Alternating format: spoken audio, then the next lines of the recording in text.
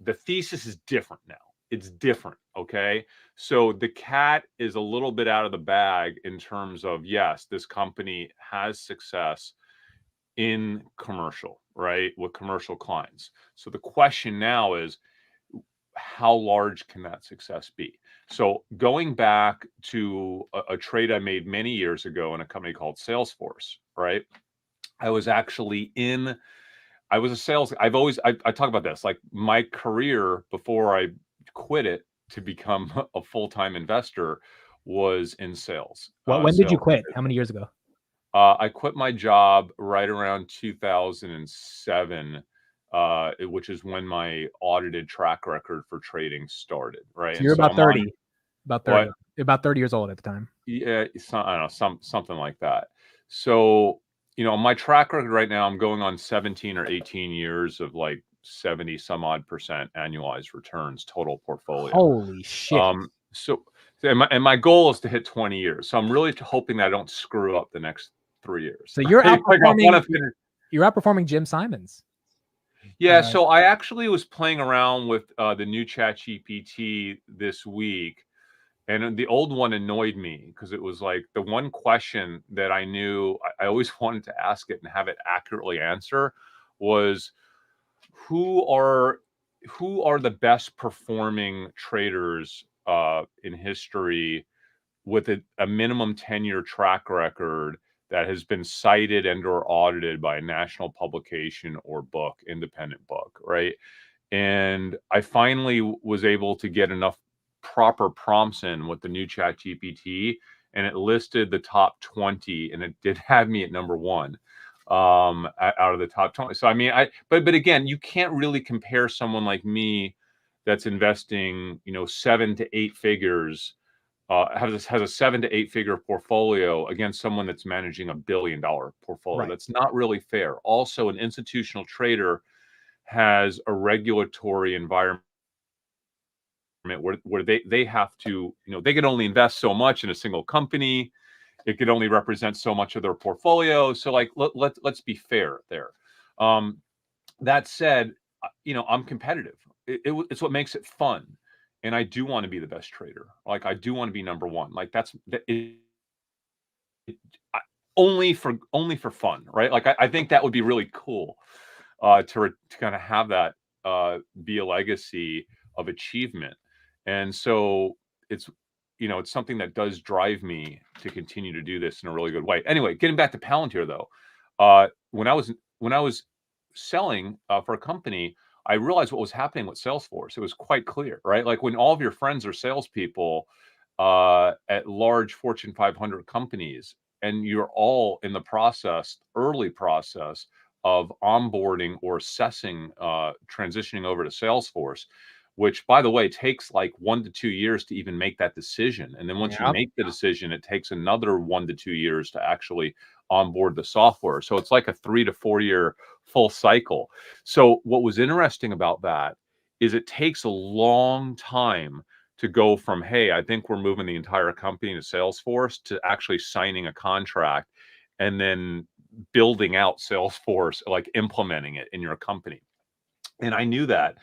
And I was able to see Salesforce well before other people. Again, that was a change. That was a massive global change that was happening inside every single company in the world. Right. Not that every company moved to Salesforce, but a whole hell of a lot of them did, right? Over that 10-year period. I think we're seeing something similar here with Palantir. So the thing that excites me most, if I can go back, like I would say one of the easiest ways to trade these companies that are in essence, sales companies, is it's a cycle. It's this cycle, right? These companies sometimes exist for years to decades. And then at some moment in time, they have the right product mix at the right time. And it's just like all the worlds align. So what usually happens is those companies get hyped because you're hearing about them, but people don't realize that like that's not going away for years, right? It's like a multi-year cycle, and people underestimate just how massive those companies can become.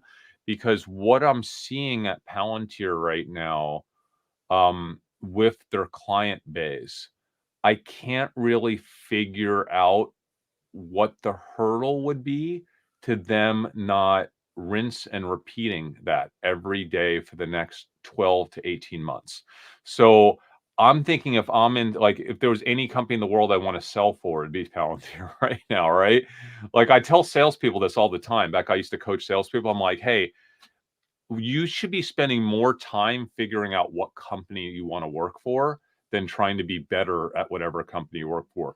You can be a middle of the road salesperson at a company that's going through one of these super cycles and make 5 times more than the best salesperson at a company that's not going through one of these super cycles, right? Right. So this has nothing to do with investing right now, but this is just how I think about companies generally. Salesforce is having one, excuse me, Salesforce. Palantir is having one of those moments where they picked a really unconventional sales model. You're aware of it, right? Like, basically the test drive sales model.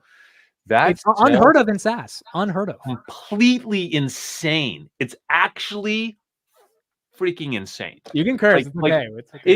if you told me you were going, like, here's the thing, when he used to talk about this model before it, like, started to work, there was not a single person that didn't think he was mentally ill. Like what that, like, what? Like, what do you, because who's going to even give you a chance to do that, right?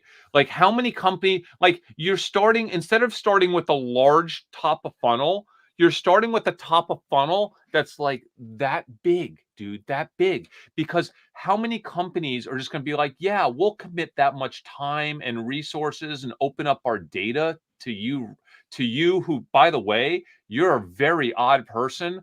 And, like, do we really want to do that with you and your weird government style company that you have? Like, it's just weird. But Yeah. here's the thing, dude. Here's the thing. If in that 1 in 100, scenario where that model actually works, and you start to see your competitors, like Palantir's now in the news. He's on Bill Maher. Everyone's talking about Palantir. The stock is up 6, 7x from its lows. Like, company after company are instituting Palantir. They're talking about how they're saving tens of millions of dollars right off the bat. If you're head of sales for any of these companies right now, you're like, dude, we probably need to do this, right?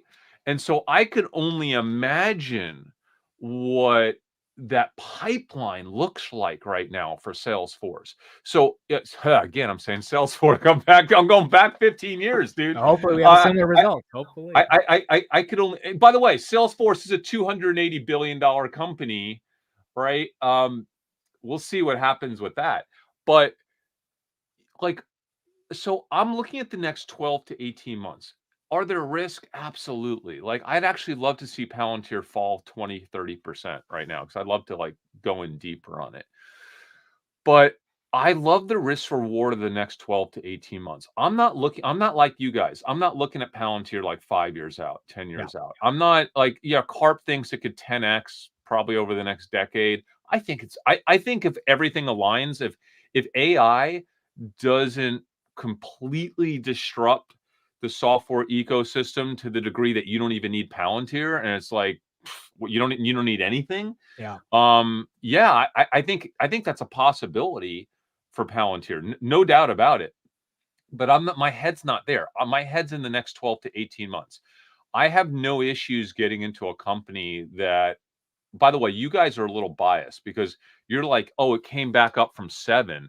Like, forget about it. You could make a case it should never have been down there to begin with, right? Yeah. Like, ever Yeah. should have been. That was just misunderstanding. Institutions don't really care about Palantir. Like, it's just weird CEO. Like, people were always kind of like assuming the whole thing was weird and a scam, right? Yep. So, Yep. and government